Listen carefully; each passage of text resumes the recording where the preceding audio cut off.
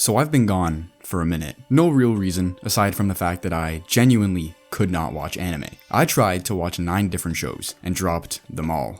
I had more screen time on my anime list in the past 3 months than on Premiere Pro. All I was doing was scrolling, just browsing through the usual suspects, hoping that something would jump out at me. But honestly, nothing did. So I thought to myself, surely a mystery anime wouldn't let me down, right? So I revisited a few and watched some new ones as well. But I felt like I was just rewatching the same old tropes, until I stumbled upon this show, one that didn't just tell a mystery, but redefined what a mystery anime could be.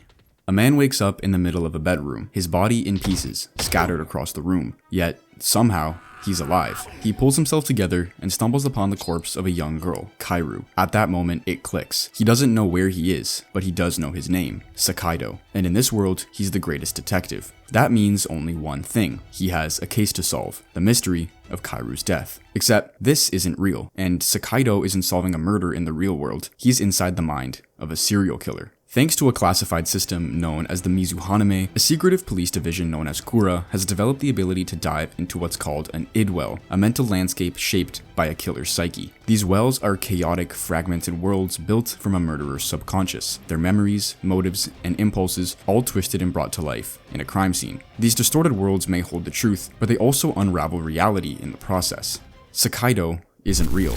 Outside the id wells, the real detective sits behind bars. His name isn't Sakaido, it's Akihito Narisugo, a once renowned investigator, now a convicted murderer. 2 years ago, his daughter was taken from him, killed by a serial killer who was never caught. His wife, unable to bear the grief, took her own life. The police never found the men responsible, so Narisugo did. That single act destroyed his career, but it made him the perfect candidate for the Mizuhaname. The system has one rule: only those who have killed before can enter an idwell, meaning Narisugo, now a murderer himself, is the perfect detective and Kura's most valuable asset. Although he's still able to solve crime, it's not as simple as he thinks. Each time he dives into a killer's mind, he loses himself, his past, his name, his identity, gone.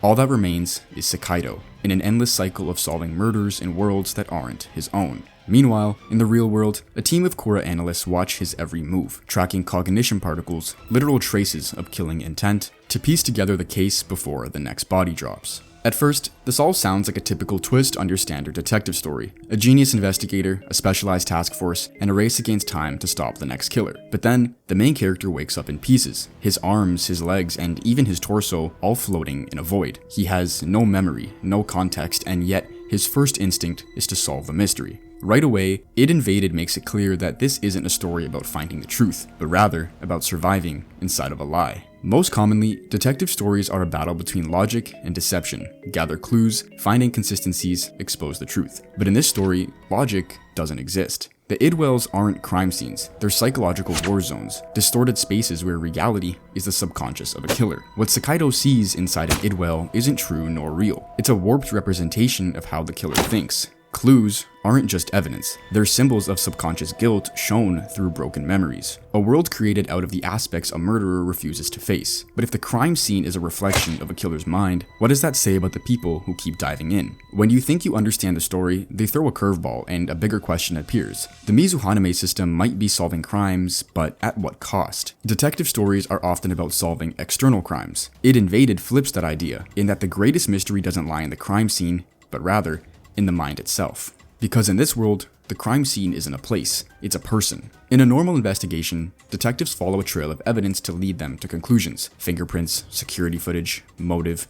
The past leaves clues, and the job is to connect the dots. But then, what if you didn't need any evidence? What if you could step directly into the killer's mind? The idwells reconstruct a murderer's damaged mind, turning their thoughts and intentions into a strange, ever-changing realm. The deeper their insanity and instability, the more broken the world becomes. Facts don't matter. The idwells don't recreate the crime scene, it warps and twists it into something symbolic. Instead of a room with a body, you get burning apartment buildings with charred corpses left and right. Instead of a typical scene of the crime, you get a scattered, fragmented suburban area in an endless white void. The detectives aren't just analyzing evidence, they're attempting to decode a killer's perception of reality itself. This is where things become dangerous. When the detectives stay in the idwells for too long, the line between the murderer and themselves begins to blur. The idwells don't just expose the minds and intentions of criminals, they reflect the people who enter them, drawing out their past traumas, guilt, and unresolved emotions. They leave footprints behind. If reality is unstable, then so is your identity. This is a constant.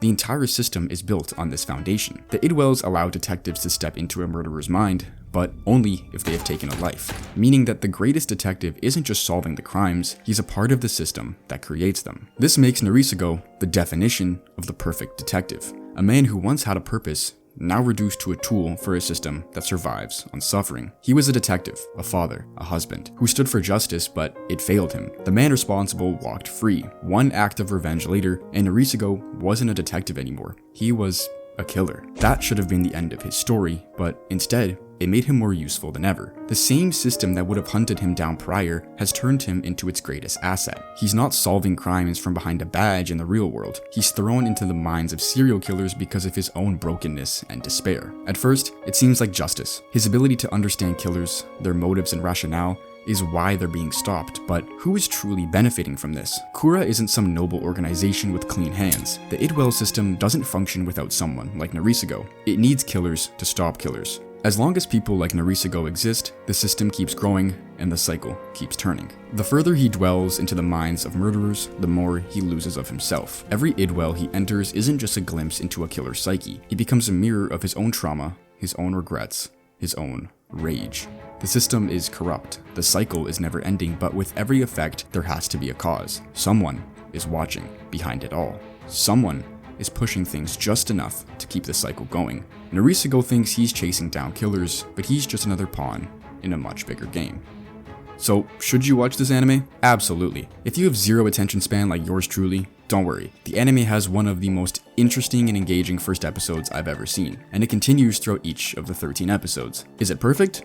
No, and it does have some weaknesses and slow parts, but the ending is worth it all. Alright, that's it for me. Sorry for going MIA for a few months. I promise to try and not do it again. Okay, bye. God bless.